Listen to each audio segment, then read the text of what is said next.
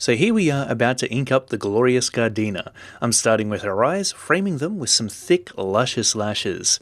The artist who really showed me how much impact bold eyelashes can have on your ladies was Michael Turner. He'd always draw girls with these gorgeous faces that seemed to emphasize their feminine beauty through the way he stylized their features. But he always walked a thin line between semi-realistic and overly exaggerated. Preference-wise, I wanted my characters to look less cartoony than that, so I balanced out the look of my female faces with the influence of Mark Silvestri. He still drew bold and beautiful features on his women, but the proportions he used seemed more true to reality. The other thing was, these artists would draw their comic book beauties with extremely sharp jawlines, which partially offset the feminine touch they were trying to achieve. So I tried to shape the faces of my female characters to be a little more narrow and softer. It's a difficult balance to strike sometimes because you want your superheroines' features to be strong, yet you want to preserve their feminine appeal as much as possible. Just as before, we're laying in the character's outline first, or in inking terms, establishing the holding lines. Those that I'm laying in now are defining the shape of Gardena's tiara and her overall hairstyle. Holding lines boldly frame the core elements that compose the character's design, while the subtler interior contours describe their form, surface materials, and texture. So the outline of her hair will be thicker than the rendering we'll place within it later to add depth, separation, and volume. I'm really trying to capture a nice, elegant flow to the hair here as I land each line, and there's a particular gesture that I use to help me create that called the line of beauty. The best way I can describe it is that it basically looks like a distorted version of the letter S. The shape can be stretched, flipped, and rotated depending on where and how you intend to use it, but it seems to create a smooth, rhythmic pathway for the line to follow that works well for dynamic, natural flowing assets such as hair and cloth. Now you can see me getting into some of the interior design work for Gardena's tiara, embossing its circular emblem and surrounding patterns into the metal through the use of line weights. Since the design of the tiara's surface is literally being carved into it, the top of the defining contours for each shape are thickened up. As I outline the top of her cape, you'll notice that it shares some similarities to the formation of her hair. The trajectory of the holding lines are smooth and streamlined, absent of jagged edges that take away from the soft aesthetic of the fabric. I'm thinking about the underlying form of her shoulders and where the cape's points of tension will occur as it drapes across them. This allows us to figure out the placement and direction of the folds within the material. The formation of drapery is primarily dependent on the form it's covering, but it also has its own physics that react to the character's motion or environmental influences such as wind and water. The physical properties of drapery also come into play. Different materials such as leather, cotton, silk, wool, or denim all vary in density and thickness along the composition of their folds and creases. So to figure out your approach, you've got to carefully consider the characteristics of your superheroine's costuming. If I'm thinking about Gardena's top, for example, I want it to be made of a loose cotton that's comfortable to wear. It tucks in around the top of her armor and holds itself up by wrapping around the tops of her shoulders like your typical bra or bikini. So now I've got an idea as to where the primary points of tension are going to be located, from which the folds and creases will be pulled out across the underlying forms. And I'm considering all of this as I outline the shape of her top, logically asking myself what it's made of and how it'll fit around the body. That's the key to creating convincing looking clothing for your characters, because from there you can easily track down reference images of outfits that are made of the same material and replicate their attributes. As the folds and creases pull away from the points of tension, the material stretches across her breasts and begins to even out against the peak of their elevated form. And this shows us a perfect example of how drapery usually gets filled out by whatever it's covering. So if you have a sheet of fabric neatly laid out on the floor, it'll essentially be a flat plane. Place a bowling ball underneath it, however, and it'll fit the shape of the object by conforming to its surface. From there, let's talk about armor. You can see that I've already outlined the chrome-plated corset that wraps around Gardena's midsection to protect her vital organs. After all, this is one part of the human body that the anatomical structure of our skeleton kinda leaves open and vulnerable to attack.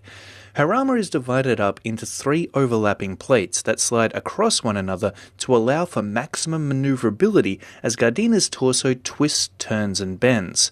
But to actually show the ordering of that overlap, I've added some subtle line weighting to the seams that indicate the layering of the plates, and I'll probably emphasize these divisions even more later on, just to make sure each segment is clearly defined. What you're going to notice is the design of Gardina's armor will get most of its fanciness from the patterns I'll be inking in within it later on.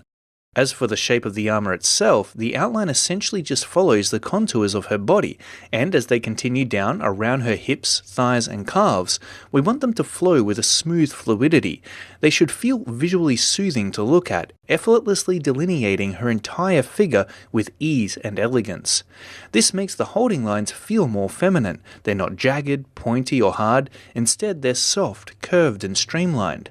These qualities within the shape and flow of the defining contours will level up your superheroine's feminine appeal, which can certainly get lost if it's not intentionally incorporated into the line art. Every archetype has its own line style. The body of a superhero, like He-Man for example, would likely be delineated with broad, straight lines that vividly define his anatomy to give him a more masculine aesthetic. Villains, on the other hand, might be articulated with contours that are sharp, jagged, and pointy, making them appear more dangerous. This all goes back to the common associations we all have to these archetypes, so to properly present them, we've got to do our best to show these visual cues in the way we depict our characters. Taking our focus back to Gardina's leg armor, I've attended to the joints first, inking in the outline for the knee guard and the ankle plate. Their mechanism has already been designed to allow the leg to move freely, so now it's just a matter of cleaning up the line art and refining their shape. Yes, Gardina is wearing high heels, along with the other superheroines in this lineup. Not practical at all. They make it hard to stay balanced, they're tiring to walk in, and can even cause long-term damage if they're worn often enough. So why do women wear them at all? Well, there's no question about it. High heels are sexy, lengthening the leg of a lady for a more appealing feminine stance that gives the hips more swing as they walk. So if you want to ramp up the sex appeal of your superheroines, have them try on a set of stilettos. If you're an artist who errs on the side of practicality, then by all means, give the poor girl some combat boots to get around in. It's totally up to you, but just between you and I, if the visuals are striking, sexy, and cool enough, people will tend to forget about the lack of realism in the design choices you've made. With the holding lines and joints defined, I'm getting stuck into the interior patterns throughout Gardina's leg armor. These contours somewhat follow the underlying muscle structure of the leg, but also kind of don't as they detour around the form on their own path. This design consists of no straight lines whatsoever. They all curve in one direction or the other, adding to the soothing visuals of her overall look. I try to pull each line out in a single stroke, giving it a smooth run along its trajectory. I might go back and refine its shape to either smooth over any wobbliness or adjust the thickness, but if I can keep my hand steady enough until I reach the end of the line, it'll flow much more seamlessly along its trajectory. This is hard to do because as well as controlling the direction of the line, you've also got to monitor the amount of pressure you're applying as you go. You can always build a thin line back up by going over it again, but if you lay it in too thick, using the eraser tool, or whiteout if you're working traditionally, to trim and reshape it can be a time-consuming task. As I've said before, you really don't need to pull long lines out in a single stroke, but it's also not practical to sketch them in with tiny little dashes. Not only is that approach extremely tedious, it also tends to produce a rough, choppy-looking contour. Depending on the digital drawing application you're using, there's probably an option in your brush settings that'll allow you to increase the smoothness of your brush stroke, which will help you to steady the line. But let's say you want to learn how to do this freehand. To be honest, it's a matter of confidence, and the only way to build that up is to actively start minimizing the amount of times you lift your pen off the page as you ink.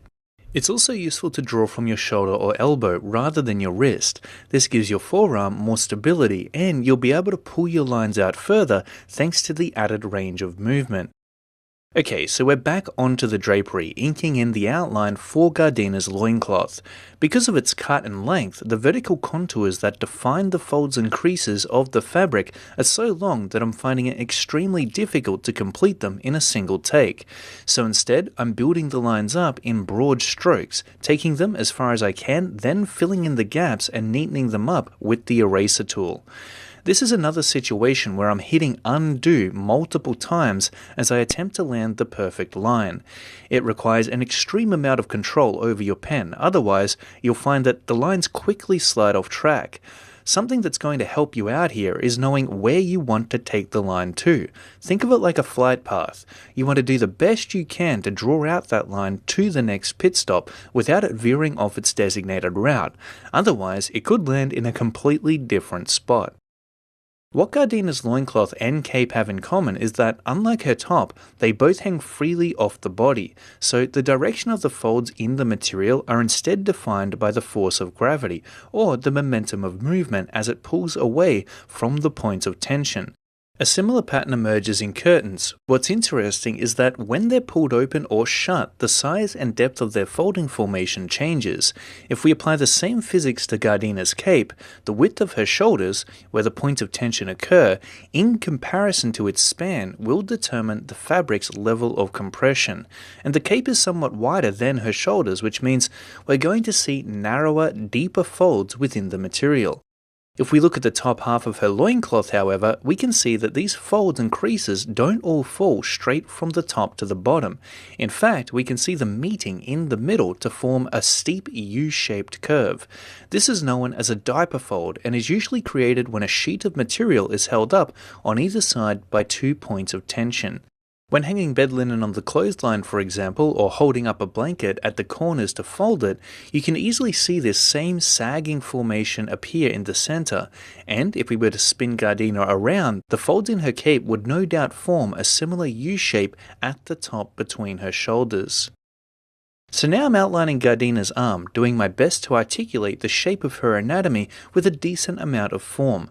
Since her protective chrome plating is basically the equivalent of a shiny metallic skin, what I'm defining to begin with is the holding lines around the main muscle groups of her arm.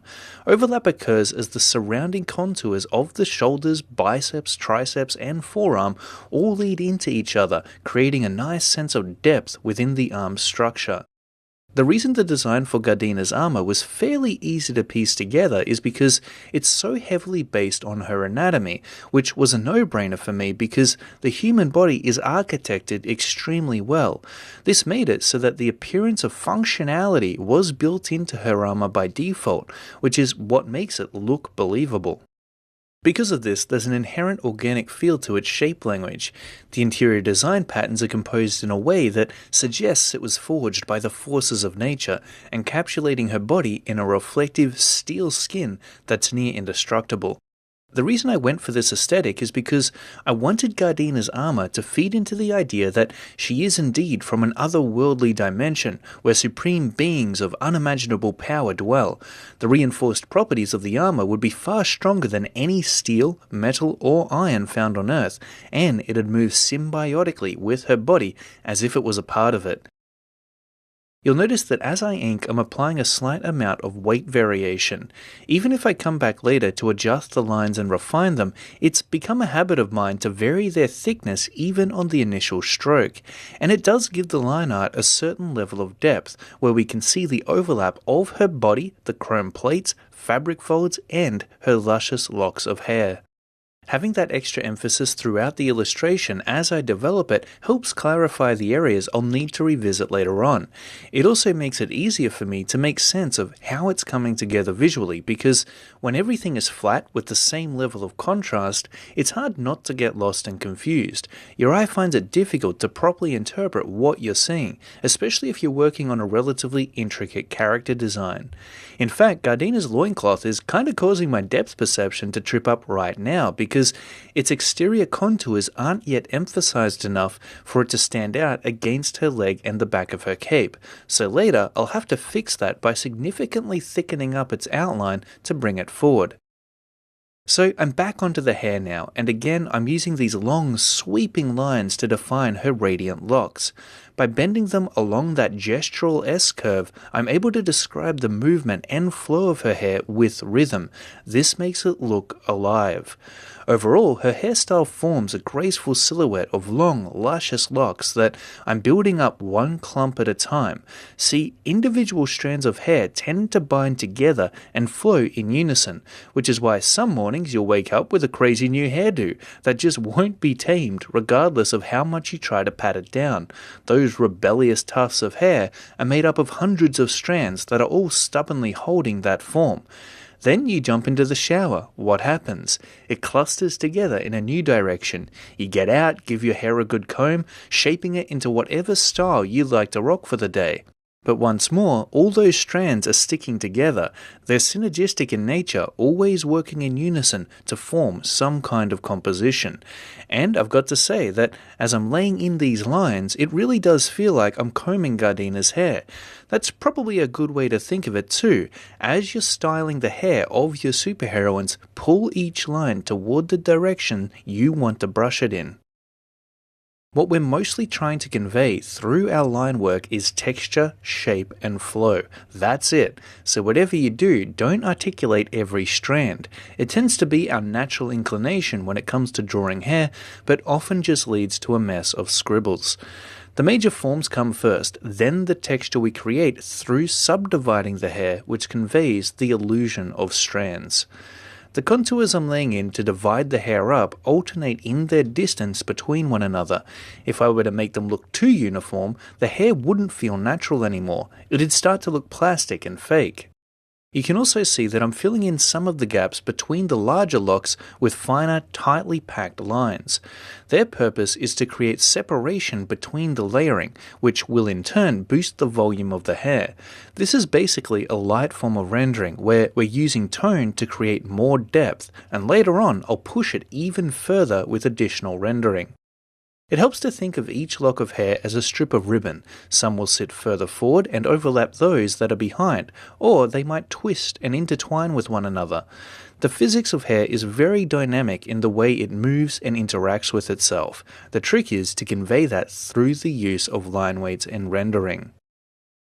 Overlapping ribbons are defined with bold lines that give them that extra pop, while the receding layers, which catch less light, are broken up into smaller divisions. As I mentioned before, this causes their tone to shift into a darker shade, ultimately adding contrast, separation, and a greater amount of depth. You can see though that these shaded pockets of hair only travel so far before their lane is essentially cut off and merges into the neighbouring contours. This creates a multitude of darkened V-shapes which cordon off the underlying layers cast in shadow to create a textual transition into the overlapping locks that catch the light. Now I'm back onto the armour to render the polished, mirror-like shine of its chrome-plated surface, and I'm starting with the corset. The way I like to approach chrome materials is to establish the core shadow first, which are typically defined with an organic, liquefied silhouette. The midtones are then built off of that through a combination of narrower streams of shadow and hatching to create a stark transition into the highlights. In essence, both the core shadows and midtones are fluid in shape and composition, generally flowing along the surface being rendered. Think of them like a complex system of black rivers that stream across the form. Of course, the idea here is to suggest that these shadows are actually distorted reflections of the surrounding environment. That's where the logical considerations do come into play as far as their placement.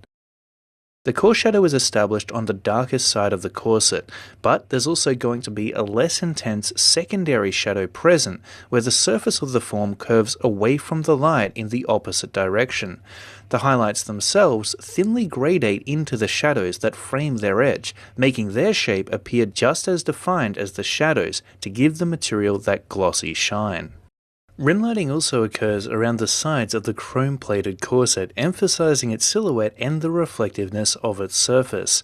What we end up with is a composition of multiple shadows and highlights, all of which are placed based upon the positioning of the light source.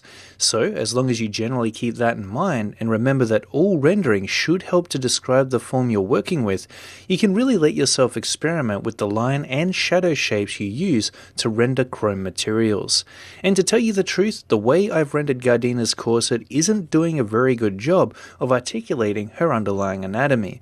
If we compare it to the rendering around her arm, you can see that the shadows and highlights placed on top of the individual muscles is much more descriptive of its overall form.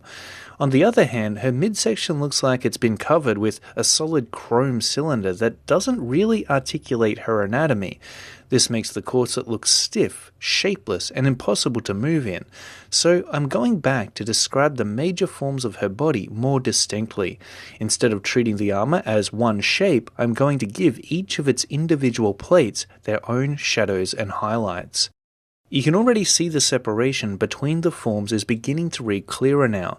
The segmentation that's been created brings back the appearance of flexibility in her midsection, which is where the torso's greatest range of movement occurs. I'm still following the same rules I laid out earlier, using organic fluid shapes to define the shadows, midtones, and highlights, except now they're being placed within the context of the subdivided forms we've created. When it comes to chrome materials, the surface is so reflective that it'll have light bouncing off of it even in the areas where its surface is facing directly away from the main light source. The reason for this is that light rays don't just travel in a single direction. They rebound off of every surface they hit to some degree or another. Certain objects might consist of matte materials that absorb most of the light, resulting in a weaker reflection. Others, such as chrome or aluminium, bounce light back with a much greater intensity. So the shadows are peeled away from the edges of the armor plating and somewhat diluted by the secondary highlights that reflect off of its glossy surface. There's so many ways in which this can be stylized and presented in comic book art, but the way I go about it is I simply define the bounding edge of the core shadow that separates it from the main highlight. Then, rather than completely filling it in, I gradate the interior values, transitioning into a dark mid-tone that illuminates the shadow as it curves around the form and into the secondary highlights. This implies the reflections of the surrounding environment inside the shadow, creating that glossy chrome effect we're looking for. Unlike the subtle value shifts within the shadows themselves, there's very little blend between their outside edge and the neighboring highlights. The transition is sudden to convey the intense specularity of the chromium. So, in a sense, as we establish the outline of the core shadow, we're also defining the edge of the highlights on either side of it. These borders consist of multiple lines that double up against each other, varying dynamically in terms of thickness, density, and spacing. They split off along the length of the core shadow, acting as a form of rendering to subtly soften the edge of its trajectory. All that said, these lines have a certain energetic randomness to their shape language that unfortunately can't be faked or manufactured using an analytical approach. Many of them aren't inked with conscious thought. I'm really just going with the flow, keeping the lines as smooth and slick as I can, and using my eye to judge whether or not the forms and values are reading correctly. There needs to be a natural gesture to your strokes that gives the lines a sense of movement. They should follow a rhythmic trajectory that invokes activity and liveliness. These lines aren't straight or uniform, so once you loosen up and get your pen moving, you'll find it feels very natural to lay them in along the S-shaped path. The main things to keep in mind are the light source, which will dictate where the core shadows are going to be placed, and that the secondary highlights are reflected back into the shadow on the shaded side of the form. Then all you've got to do is give yourself some time and space for the process to click through practical application. The way I developed my approach to rendering shiny metals was by studying the way other artists interpreted similar materials.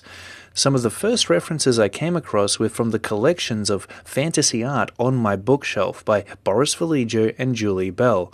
Julie is very well known for her ability to paint chrome-plated characters and creatures, so I'd carefully observe where she placed the reflections, shadows, and gradients around their forms, as well as the hues she chose to color them.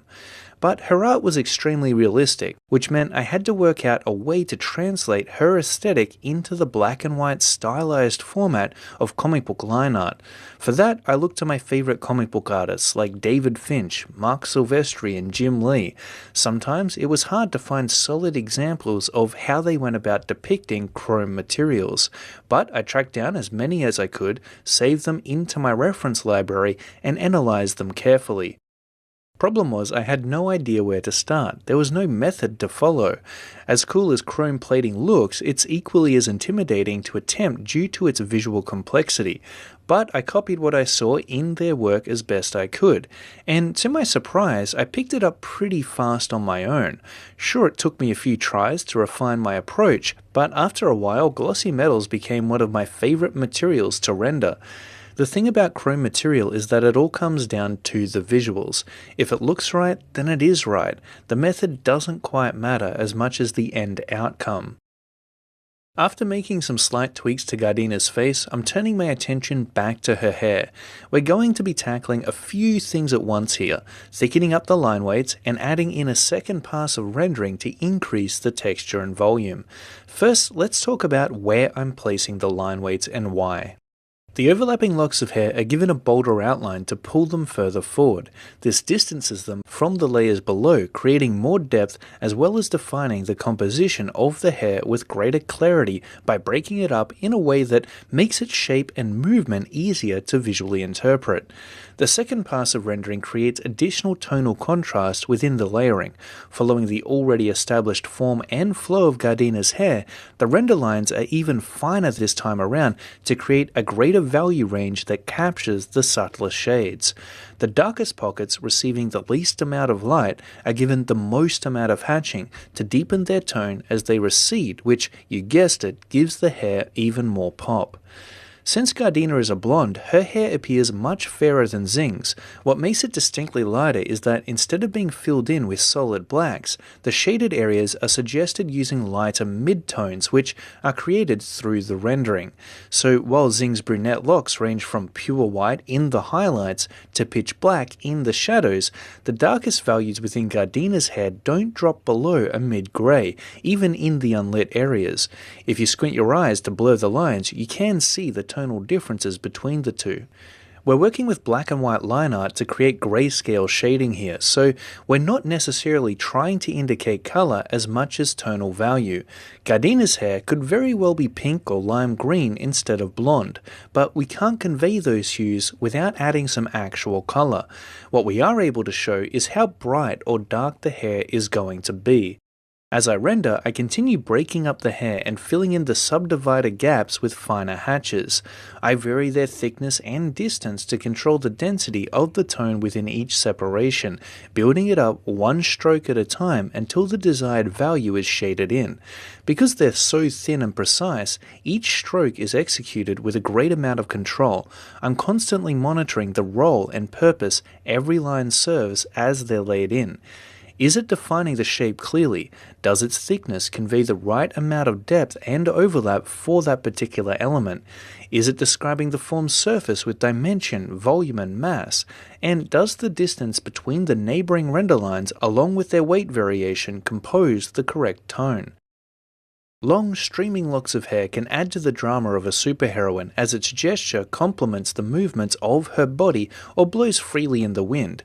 But one of the other reasons I've made Gardina's hair so long is that it's strongly associated with high levels of status, authority, and power.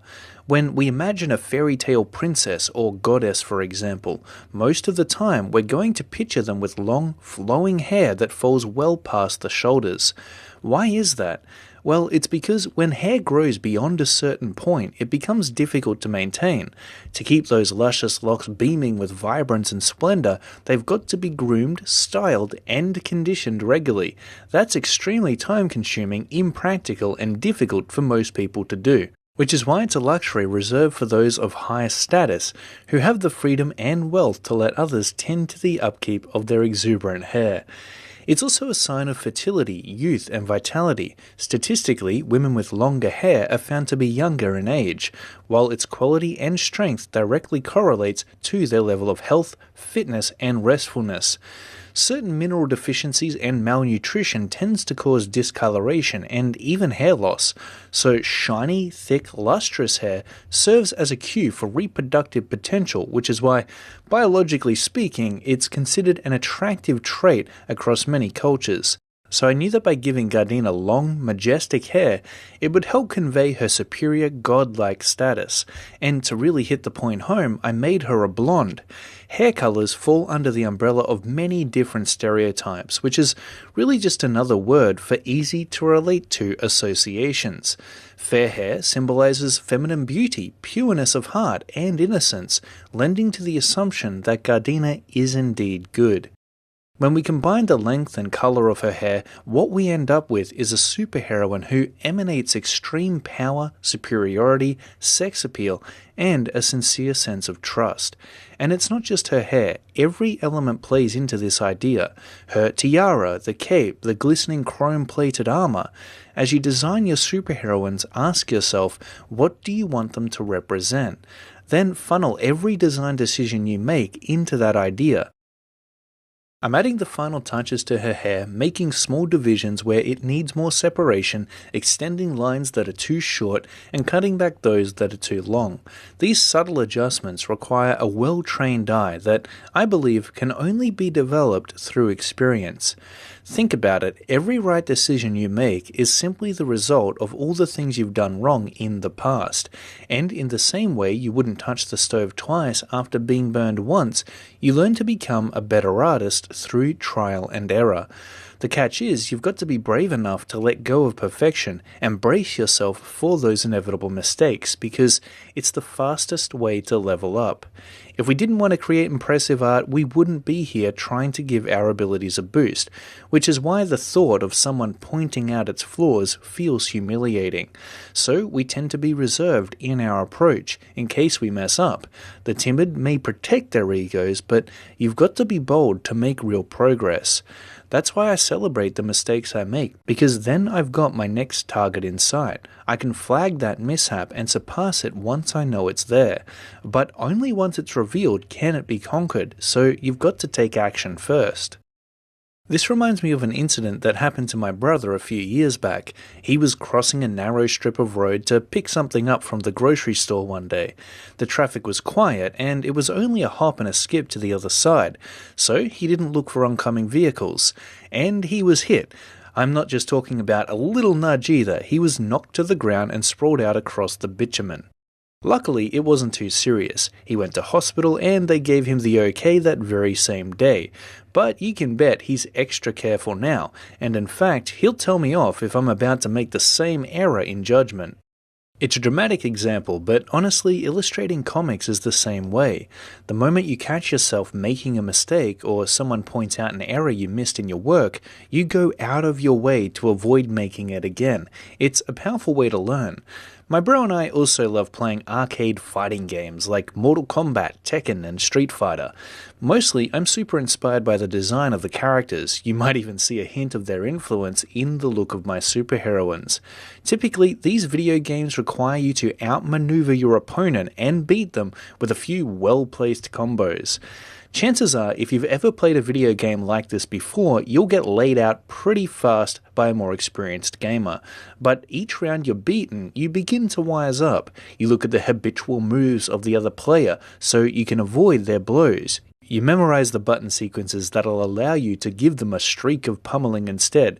You save your power-ups for the critical point at which your nemesis is about to be KO'd. You go from a wild button-smashing amateur to a butt-kicking master. How? Through persistence and determination, but most importantly, actively avoiding past failures through the anticipation of your opponent's next move. Becoming a pro comic book illustrator is similar. You go into it not knowing the moves or combos. You win a few rounds, but you lose more, until you're able to predict where those potential downfalls will occur. After a while, you develop a strategy, you learn what works, and you avoid what doesn't. What I'm doing now is thickening up the holding lines around Gardena's loincloth and legs to make them stand out against her cape. Without that distance between them, they'll look like flat paper cutouts that are stacked on top of one another. Using overlap is one of the easiest ways to create depth. If we look at the layered hierarchy of elements in Gardina's design, we can see that the loincloth overlaps the legs, which sits in front of her cape, and behind that there's her flowing locks of golden hair. So we've got 4 layers of overlap happening just in the bottom half of her body. But then we've also got to create a sense of space between them, which will make the closest elements pop out further and push those sitting behind right to the back. This is where line weight variation helps create that sense of depth. It's a simple technique, but it's an effective one. Embolden the line to make it appear closer, and keep it thin if you want to push it back. But why does this work? How does merely adjusting the line thickness generate the illusion of depth in a two-dimensional illustration? Well, it's because when we look at a scene, everything in the foreground is more emphasized. Things scale up the closer they get, their details become more crisp, creating a greater amount of visual clarity as they come into focus. In contrast, we see the opposite effect when it comes to backgrounds. Details begin to diminish and blur, things become smaller the further away they get, and even their color begins to fade as the environmental haze dilutes their hues. Scale and resolution are the primary cues we've got to tell how far away something is from us. The way we emulate distance within black and white line art is similar. We use size and detail to create space between the components that make up the scene. But most importantly, and this is especially true when it comes to our superheroines, we emphasize the elements that are sitting at the forefront of the character with a bolder outline. And it's the heaviest contours our eyes will catch first, before they're drawn deeper into the illustration, thanks to the hierarchy of depth we've created. Now, instead of a flat paper cutout, we've created a 3-dimensional presentation of the character that pops off of the page. Of course, this also improves the readability of our superheroine. Because of the additional definition and separation between each element, it's easier to interpret what we're looking at. You're really manufacturing the viewer's experience as they take in the character to ensure they can properly comprehend what you're showing them. You want to create an immediate connection between the inked line art on the page and the idea it represents. This is the greatest battle of all because the entire reason we create art is to manifest our imagination as a visual rendition that others can experience. But the trick is getting it to reflect our original vision as closely as possible. And although the final image may never be a perfect replica of its mental counterpart, the general concept should be clear enough for people to understand it without having to scratch their head too hard. Let's talk about the process for rendering drapery. As you can see, I've started shading Gardina's loincloth with some lengthy parallel render lines.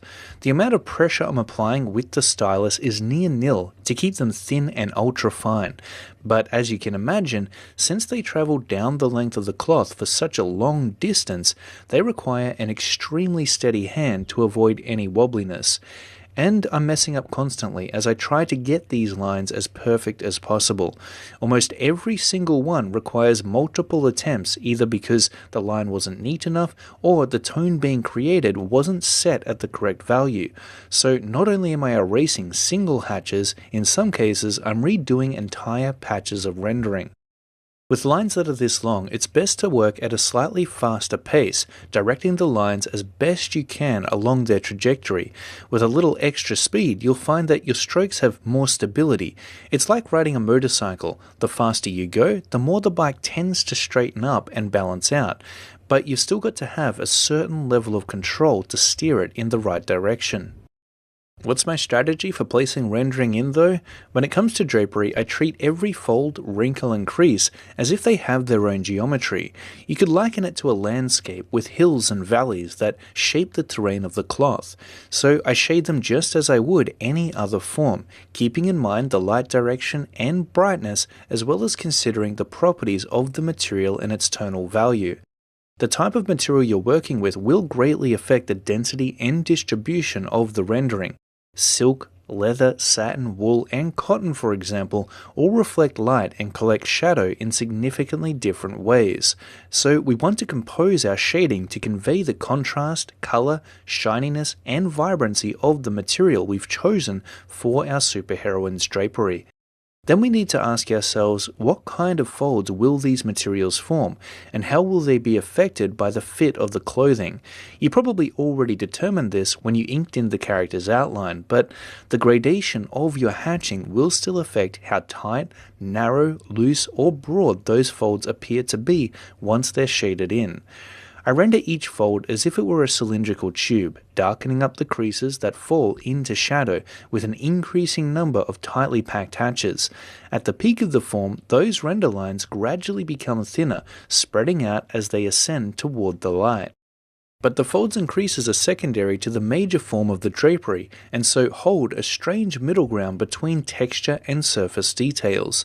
For example, if we look at the overall concave formation in the middle of Gardina's loincloth, we can see an increased amount of hatching. As that dip descends down its center, a subtle tonal shift occurs from light to dark, creating a gradient which implies that the light is projecting onto the loincloth as a whole.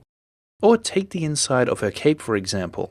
The folds within it are given much more rendering in comparison to those on the exterior, which curve around at the sides. And the reason for this is because Gardina's body is obscuring a majority of the direct light that would otherwise hit the interior, so most of it will be cast in ambient shadow. The big takeaway from all of this is that folds and creases will be shaded within the context of the primary form the fabric follows, meaning that if the piece of fabric is covering a bowling ball, the light will disperse across its spherical form first and foremost. Then the shadows and highlights of the folds will be shaded within the tonal range of that gradient. You'll notice that the more shading I add to the inside of Gardina's cape, the more her body stands out against it. Combined with her chrome-covered legs, what sets these elements apart are their three distinct tones. This tonal contrast helps to define their layering. You can see that the shape of Gardina's torso, her legs, and loincloth are now emphasized, which adds more depth to the character and gives her a clearer read. And this effect is easily accomplished. Instead of making everything the same tone, we create contrast between the individual values within the character by ensuring they're set to different levels of brightness. I first learned about the use of tonal contrast from an artist named Frank Frazetta. He would strategically use it to emphasize the primary points of focus within his compositions, ensuring that the viewer took in the most important elements first. He would then lead their eye around the illustration with subtle shifts in value and color. He was an absolute master at manufacturing how his paintings read, and it made them far more impactful. There's a lot to be learned from our fellow artists, and I believe they mentor us through the evidently elite craftsmanship of their work.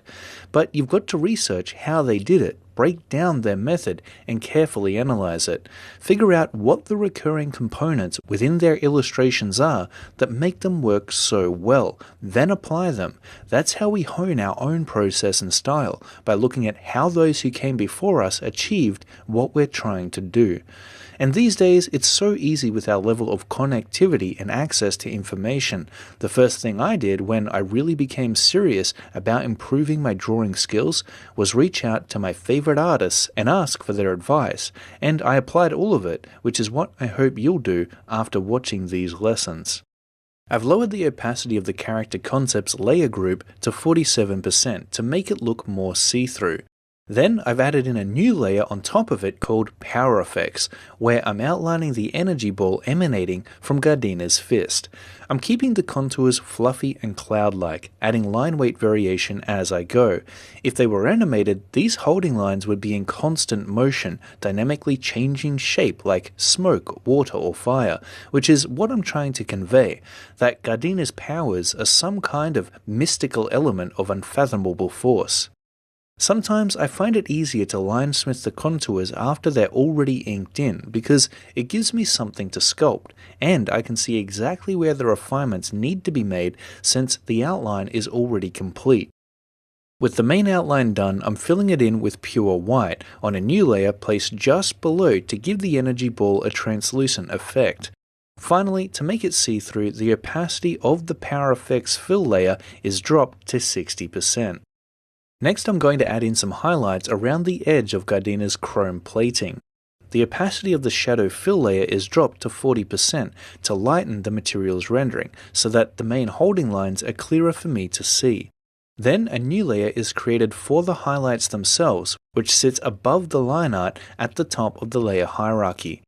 I switched the color of my pen tool to white and started tracing around the contoured divisions within the armor. Each edge is doubled up with a thin white line that runs parallel along its trajectory.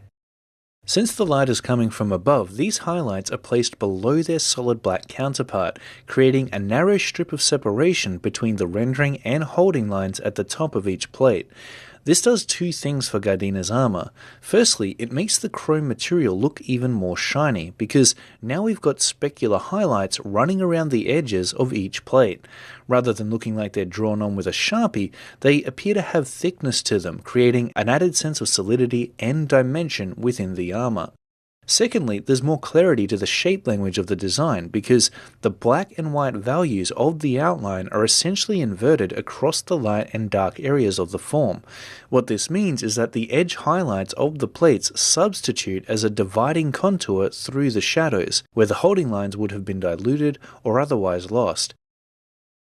After that, all that's left to do is the final touch-ups. Mostly, this is just a matter of stepping back and taking a broader view of your superheroine to see which areas require adjustment. These tweaks are very minor, and at this stage you could get away with calling your inks done. Personally though, I like to max out the effort I'm willing to put in to give my characters the best presentation possible. You can see that I'm adding in these faint, sparsely distributed little lines across the surface of Gardina's drapery to give it a lightly textured surface. These are great for placing in areas that have little to no shading, because they still allow you to describe the form without the need for heavier rendering. You certainly don't want to overdo them though, otherwise you'll end up making your characters look too grungy. Be extremely vigilant in using them on bare areas of skin, especially when it comes to women, since an overabundance of detail could cause it to look blemished or stained. Then I'm going to go back and touch up those line weights. My aim here is to make every element stand out as much as possible, for her body, drapery, hair and armor to be clearly defined and distinct from one another. This is where the high-level considerations come into play that separates good art from great art, because our ultimate goal, after all we've accomplished so far, is to present our superheroine with absolute clarity. If you weren't watching me do this, you'd probably never notice the minor adjustments I'm making to the thickness of the contours. Most people wouldn't be able to tell the difference if I just left it as is and moved on now. But that's where your artistic eye comes into play in a big way, and depending on your level of experience, that lens is going to reveal what's still left to be done. When you're immersed in the process, you know your creations much more intimately. You were there from the conception of your superheroine, for every line that defines her, and you know her like no one else ever could, because she was created by your hands. That's why you're uniquely bound to her. Only the creator knows where the subtle, nuanced improvements can be made in their work. So you're the limit to the epitome of what your superheroine will ultimately be. Look for the little errors you think don't matter and fix them. Polish up that moderately wobbly line even if it isn't that bad. Sculpt that contour you missed even if it still looks okay. Find where you can make that one more insignificant improvement, because they all count. It's hard to take pride in your work if you don't show it the full respect it deserves. That extra love you put in behind the scenes might not be noticed straight away, but you'll know you gave it your all, and how that makes you feel will mean so much more. It doesn't matter what level of skill you've got, your superheroine doesn't need to be perfect. What does count is that you give her your best shot. That means if it didn't work out for you the first time, you went back through these lessons to find where you slipped up. You kept being persistent and carried out every attempt you made to the bitter end. Being a comic book artist is hard. If it wasn't, everyone would be creating beautiful superheroines. Honestly, how good you get comes down to the effort you're willing to put in. It's a long-term investment, and if you just keep on going, eventually you'll be creating the kind of art that inspired you to pursue this passion in the first place.